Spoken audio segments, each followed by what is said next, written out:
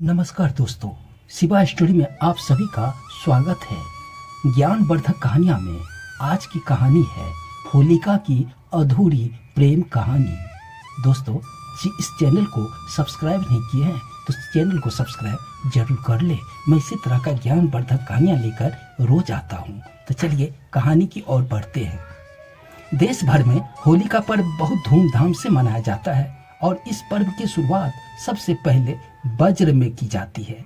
होली खेलने से पहले होलिका दहन किया जाता है। होलिका दहन में राजा हिरण्यकश्यप और भक्त प्रहलाद की कथा सुनने को मिलती है और होलिका को खलनायिका के रूप में प्रस्तुत किया जाता है। लेकिन पुरानी कथा में मिलती है कि जिसमें कि एक बेबस प्रेमिका और जो अपने प्रिय इमोजी को बचाने के लिए मौत को गले लगा लेती है। आइए जानते हैं होलिका की अधूरी प्रेम कहानी के बारे में, जो कि होलिका दहन पर स्वाहा हो गई। होलिका राजा हिरण्यकश्यप की बहन थी, जिसका विवाह इमोजी से तय हुआ था और दोनों एक दूसरे से काफी प्रेम करते थे। होलिका का विवाह इमोजी से फागुन पूर्णिमा के दिन तय हुआ था, लेकिन पूर्णिमा की रात कुछ और ही मंजूर था। इधर हिरण्यकश्यप और अपने बेटे और भगवान विष्णु के भक्त प्रहलाद से काफी परेशान था। राजा ने अपने बेटे को काफी समझाने का प्रयास भी किया और अलग अलग तरीके से अपनाए, लेकिन उसे हर बार नाकामी ही मिली। इसलिए हिरण्यकश्यप ने अपने बेटे की बलि देने का फैसला लिया। चूंकि होलिका को अग्नि से बचने का वरदान मिला हुआ था, तो हिरण्यकश्यप ने एक योजना बनाई और अपनी बहन होलिका को इस योजना के बारे में बताया। योजना के अनुसार होलिका को दुर्वासा के साथ अपने भतीजे प्रहलाद को लेकर हवन कुंड में बैठना था, जिससे हिरण्यकश्यप को प्रहलाद से मुक्ति मिल जाती। इस योजना पर होलिका ने मना कर दिया और बार बार कहने पर भी होलिका नहीं मानी। तब हिरण्यकश्यप ने विवाह में बाधा बना और इमोजी को जान से मारने की धमकी दी। हिरण्यकश्यप ने कहा कि शादी से पहले प्रहलाद को लेकर हवन कुंड में बैठ जाना, फिर मैं तुम इमोजी से शादी करवा दूंगा।